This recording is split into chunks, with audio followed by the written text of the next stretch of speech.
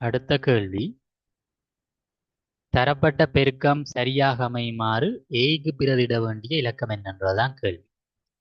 9 ஏயால பெருக்க 3 வருது. இதுல நாங்க பார்த்தோம்னா 9 என்னத்தால பெருக்கினா 3 வரும். 9 9 வாய்பாடு பார்த்துட்டு 9 9 9 2 18 3 வரணுமெண்டா 9 7 63 அந்த இடத்துல மட்டும்தான் 3 வரையிலும். ஆகவே 9 7 இந்த பிரமாணம் 7 இருக்கு. 7 விடையில இருக்குது. விடை 7. நாங்கள் இப்போ செக் பண்ணி பார்க்கலாம். 289 7ஆல பெருக்கினா என்ன நடக்கும்? 89 7ஆல பெருக்கினோம்னா 9 7 63 6 மிச்சம் 7 56 56 6 கூட்டினோம்னா 62. இப்போ திரும்ப 6 மிச்சம் 7 2 14 6 கூட்டினீங்கன்னா 20. அதை விட 2023.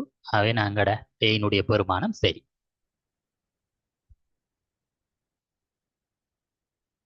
அடுத்தது கடைசி கேள்வி.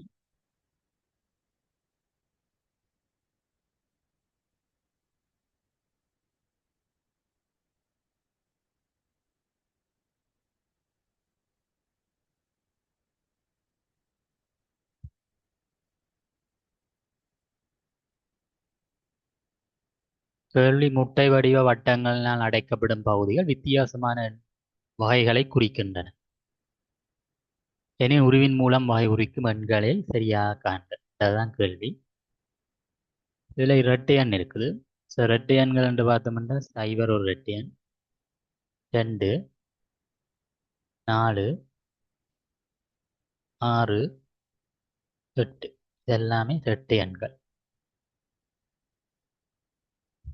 10 12 எல்லாம் இரட்டை எண்கள். அதே மாதிரி ஒற்றை எண்களை பார்த்தா 1 3 5 7 9 இதெல்லாம் ஒற்றை எண். 9 11 இப்படியே போ. 4 மடங்கு 0 0 போட தேவையில்லை. நாங்கள் 4 மடங்குகள் 4 8 12 16. 4 மடங்கு எல்லாத்தையும் பார்த்தோம்னா எல்லாமே இரட்டை எண்கள். 4 ஒரு இரட்டை எண், 8 இரட்டை எண், 2ல் முடியாத இது ஒரு இரட்டை எண், 6ல் முடியாத இது ஒரு இரட்டை எண். ஸோ 4 மடங்கெல்லாம் இரட்டை எண். ஆகவே இரட்டை எண்ணை இந்த பெரிய இதுக்குள்ள ஓட்டா அதுக்குள்ளதான் 4 மடங்கு. ஆகவே இரட்டை எண் இதுக்குள்ள போடலாம். பெரிய வட்டத்துக்கு அதுக்குள்ளே இருக்கிற வட்டத்தில் 4 மடங்கு போடலாம். 1 3 5 7 9 தனியாக இருக்குது. இரட்டை எண்ணுக்குள்ளையும் இல்லை, 4 மடங்குலையும் இல்லை. ஆகவே அதை தனியாக போடலாம். இதுக்குள்ள 1 3 அதுகளை போடலாம். மிச்ச எண்கள் இங்கே வரும்.